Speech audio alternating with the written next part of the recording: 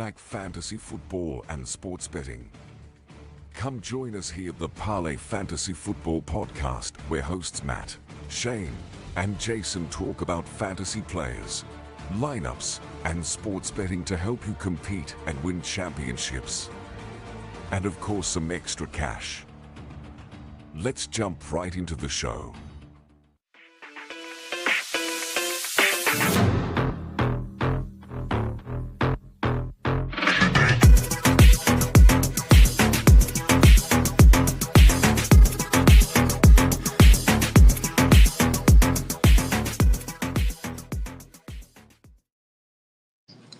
What is up? What is up, beautiful people? We are back in his house.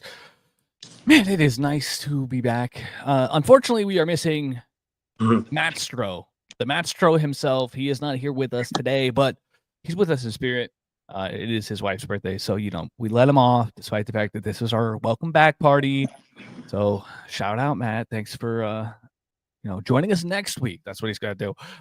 We do have my main man, Jason, over there. Parlay J, how you doing? Doing well. Hey, glad to be back. It's a different kind of vibe in here, not during football season, but I think this is the second greatest sports month that we have throughout the year, Shane.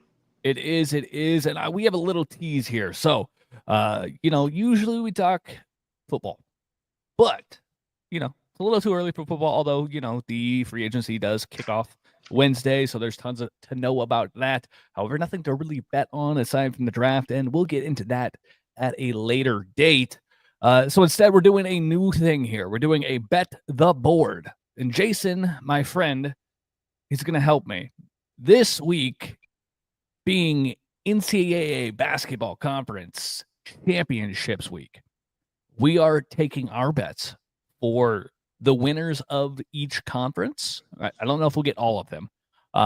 We don't have specific plays on every single one, but we do like certain edges and a couple of long shots, and maybe we'll even cook up a parlay. And then we also have bets for the Players' Championship.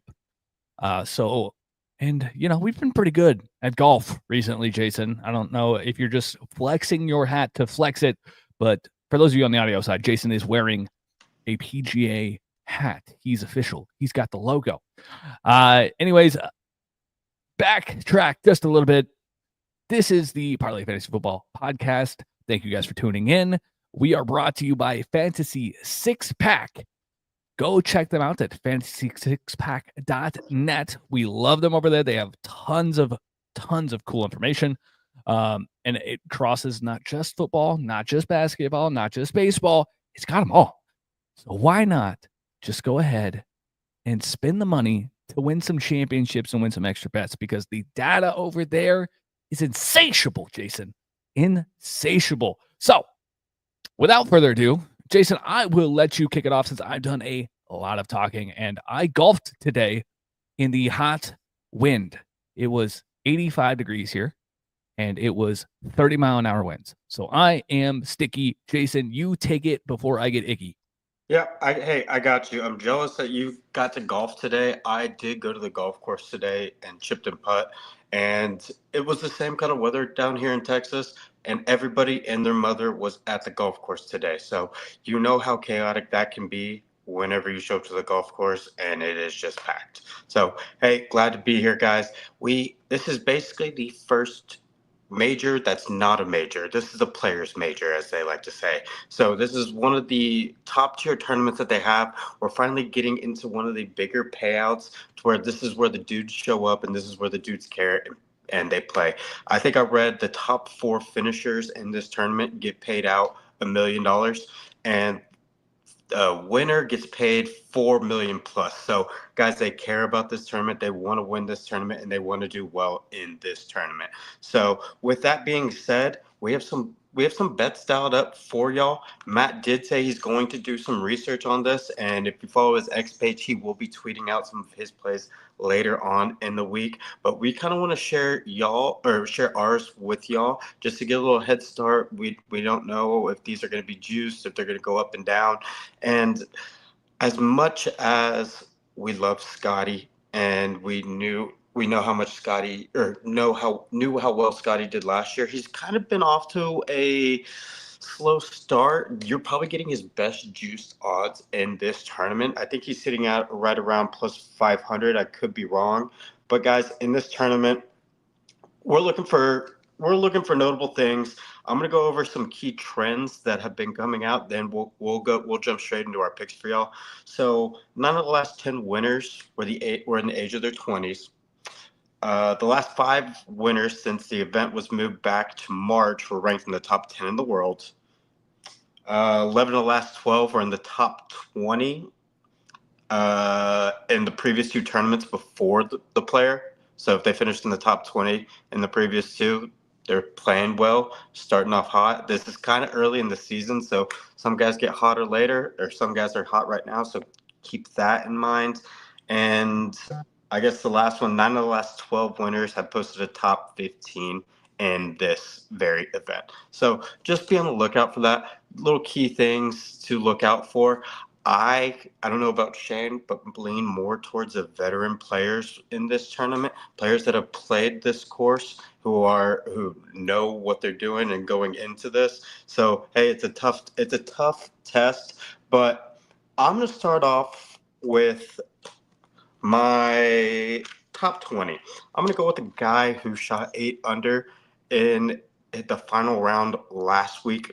Give me Keegan Bradley. I love the dude. I love the swing. Whenever he gets hot, he gets hot. I like him to stay hot going into the weekend. And if he gives himself a chance on the weekend, Keegan is going to do Keegan things. Plus, he's gotten a hell of a lot better with that putter. So at plus 180, top 20 at plus 180. I love it.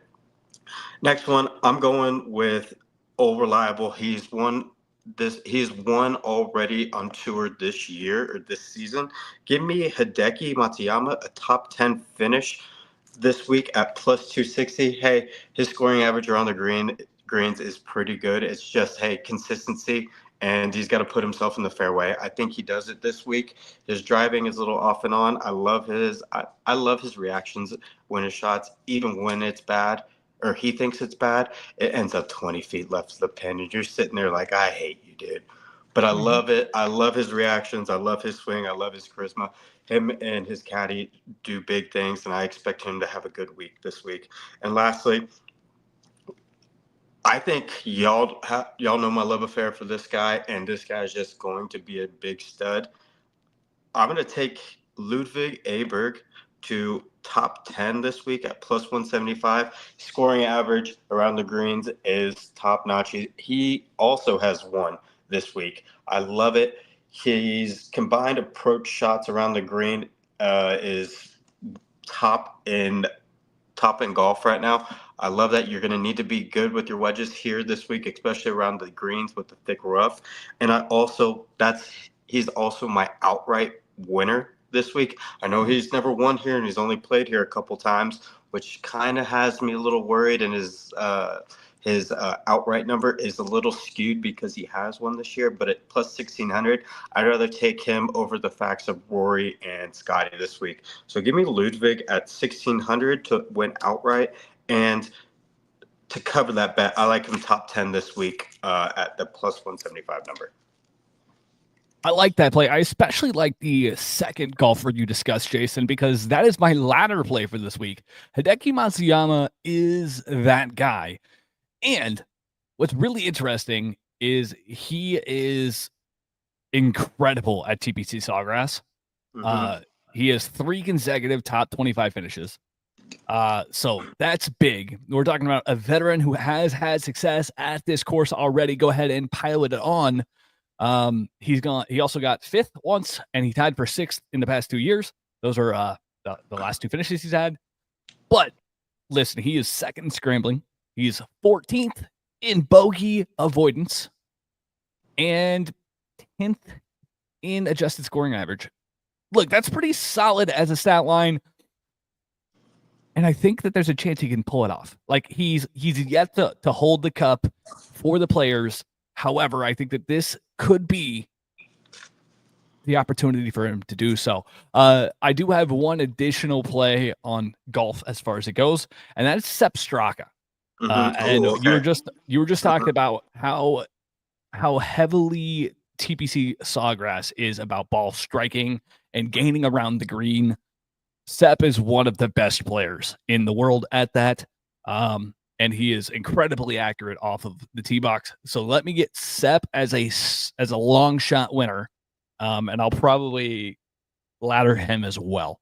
But did you take Hideki outright too? yeah, I took Hideki outright, which he's 30-1. You can get him 40-1 at MGM, but he's 30-1 on most books. I think he's 33-1 on DraftKings. Anyways, shop for the best rate. Same with cars. Shop for the best rate. And then top 5, he is plus 550. Got Top 6 or top 10, he is plus 260. Top 20, he is plus 125 on DraftKings. But again, shop around for the best rate. Don't know if that's the best rate. And then Sepp is plus 5,500 at FanDuel to win outright. I haven't gotten to research his top 10 or top 20 as well, but I will look into that as we go along here and get you those numbers back. Jason, since you went ahead and knocked out all of the beautiful work with the golf first. Hey, Joe, how you doing, buddy? I am going to lead directly into what I consider one of my favorite sports, especially for the season that is March, Jason. I am going to call a crazy long shot bet here. Let's see it. And it's going to sound homery, and it may be a little bit, Jason. I am picking the Kansas State Wildcats to upset/run the table in the Big 12 and win. Homer. It is a little homer sounding. Now, hold on. Let me give you reasoning why. K-State's been on a tear. They open up on Tuesday, and they play Arizona State. The winner of that game plays Baylor. K-State beat the absolute brakes off Arizona State, and they beat Baylor last month. They then proceed to play against Texas Tech in Kansas City. I think there's upset potential there. I understand Texas Tech is a very good team, but guess who made them absolutely sweat this year? K-State. I also think that whoever gets out of the other side of that bracket, Arizona, Kansas, UCF, or Utah, not too afraid of any of those. In fact, Kansas State split against all of those matchups. I like the thought process of getting K-State basically at home in Kansas City versus the other side of the bracket with Houston or BYU or Iowa State. Like, I know that Iowa State versus K-State is always a crazy fanaticism in KC, so that's kind of the matchup I'm hoping for. But I think K-State at plus 20,000 odds is just redonkulous. So go ahead and let me lock in the long shot because those odds just don't quite quantify exactly how much chaos the Big 12 tournament always brings. And it doesn't quantify what I consider a fairly decent home court advantage that the teams from Kansas have in this stadium. And now for an easy one. I'm going to call this my lock, Jason, and that is St. John's to win the Big East, buddy. Look, they are one of the best basketball teams in the NCAA, without a doubt. They play high-pressure basketball. They convert easy looks. They get open shots. It is smooth. Sometimes the ball is one of those passing drills where it doesn't touch the ground. It is gorgeous to watch, and their defense is something you do not want to mess with. I think that they can walk through what is I don't know if I want to say weak Big East this year, but it's not the Big East we're used to, and St. John's will look to establish their dominance early and gain that momentum going into March, and obviously the madness that it entails, and they're hoping to lock up a very high seed. So it's a weaker Big East this year than it has been in the past, where UConn has ran it, and it's a cool story to see the turnaround St. John's has had this season going forward. Because I mean, who would have thought that turnaround in the past 5 years ago? Oh yeah. It has been a from like a revival of the Phoenix type thing for that organization, and it's hard not to root for them. And, we love the underdog story in March. So let's just go ahead and lean into it. Maybe we'll see St. John's pop up on the bet sheet again when the actual tournament rolls around. Last but not least, Jason, the Big Ten. The Big Ten, the Big Ten. Listen, I have UCLA to run the table and win the Big Ten. UCLA is getting slept on. This is more of a bet on the number and less of a bet on the Big Ten itself. I think that UCLA has a fantastic team. They are athletic, they are big, and they can shoot the three. I think that bodes well. They also have some experience in the backcourt. So lumping those together, you're in March. UCLA is looking to put a stamp on their season and to get a better seed. They haven't had the most fantastic season by UCLA standards. So I think that a step in the right direction and a nice little badge for them would be maybe the push they need for what is the Madness of March. What you got for me, Jason? I know you have quite the plays cooked up over there. Yeah, dude, I've been more into college basketball this year. I wanted to try something new, and I've talked to you about it, where I've been looking into some games. At the end of the year, the favorites got hot, and I think that is foreshadowing for what's about to come, because I think the dogs are about to start barking, Shane. This time of the year, at the end of March, early April, the dogs come out, and we see some stuff that we would never think we would see. 16 seeds beating 1 seeds, all that.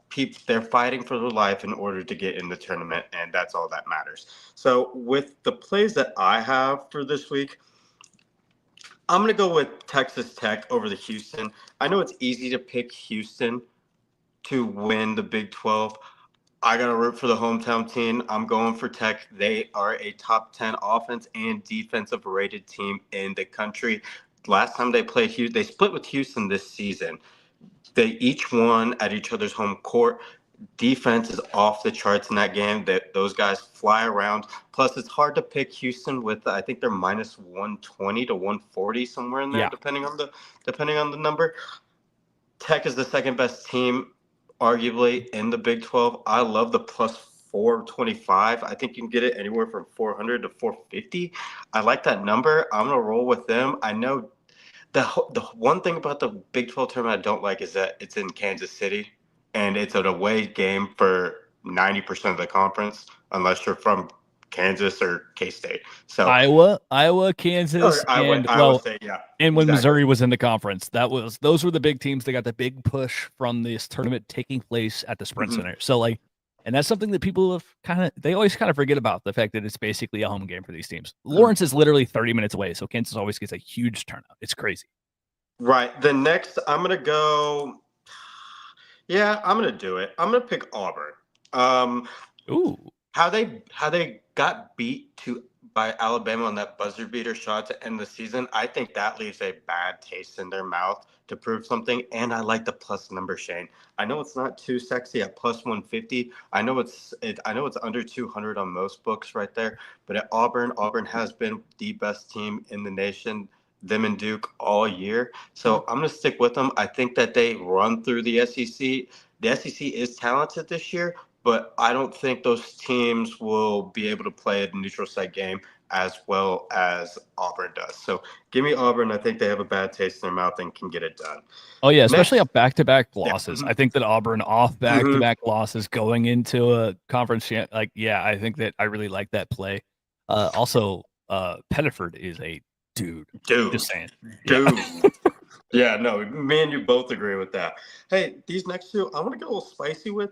You picked St. John's. I like that play. I think they do get it done, but I'm going to pick mine for value, and I'm going to go with the back-to-back national champs. Give me UConn to win the Big East this year. The only reason I'm picking them is because I like their draw, or where they're at on the side of the bracket. They're not on the same side as St. John's and or Marquette, who are the top two teams in that conference this year. I will sprinkle some on that plus 450 number that I have for them to get in the finals, and then test my luck there and see what's going on. If you don't have to play St. John's or Marquette to the finals, hey, I'll ride with the back-to-back national champ right there. I do get that. I like the fact that they're on the other side of the bracket, so it definitely feels protected almost. That was the biggest thing that stood out to me. It's like, hey, I can kind of hedge my bet right there to see what happens whenever we get to the finals to see where that number changes. Then lastly, I'm going to do the same thing with this team. This team has been good for the past 4 years. Give me Purdue to win the Big Ten. Ooh, all right. I know Purdue has had a very mediocre season this year, but we all know their ceiling with the two big men that they have down low, they could be the top team in the Big Ten. They've just stumbled late in the season with losses to, I think they lost to Michigan down the stretch and whatnot. So, And a loss to Illinois at the end of the season. yeah, exactly. But two good teams, two ranked teams. I think Illinois is ranked, or they were ranked early in the season. But I know Michigan State is the favorite in that conference. But they have a relatively easy road being the 6th seed to where they don't have to face those top dogs till the final till the end of the tournament if they get there. So I'm gonna bank on that. I like the value and I like the number that Purdue is at, and I feel like if they do, like just like UConn, get there, then we can hedge and start looking forward to those better numbers. No, I like that. I think that's a good play. I will say I think Illinois may be getting slept on in that conference. Who, I mean, we just talked about how they just beat Purdue. Illinois is led by some of the best shooting performances as far as their guard play goes in the NCAA. And if they get hot, they get hot. And their forwards can shoot. They spread the ball out. It's Illinois. It's what they always do. Very much like I'm trying to think. It's not Bobby Knight. Why am I? Patino. It's the old school Patino style where you spread everybody out, you get everybody running, and you have these big athletic forwards who can stretch, and that's how they attack you, and that's what they do so successfully. I think Illinois would be probably in a pretty good spot in this conference championship as well. I like where college basketball is at this year, where the talent is spread out throughout all the conferences, is not just the blue bloods like it always has been. The NIL has done college basketball well. Yeah, we wish we could say the same thing about college football. We won't get into that. And with that, I think that wraps up our betting episode today. Thank you guys for tuning in. If you liked what we had to say or didn't like what we had to say, leave a comment. Tell us what we can do better. Tell us what we can do worse. Feedback is a gift, and it's free. So other than that, smash the like button. Thank you. Hit the subscribe button, and we will see you next time. Jason, what you got for me? Hey, shoot us some of your plays, y'all. I want to see what y'all like this week. If you like a game or two, or if you like a player in the players, hey, shoot it out to us, and we'll see. We might ride with y'all. Let's do it. And with that, see you next time.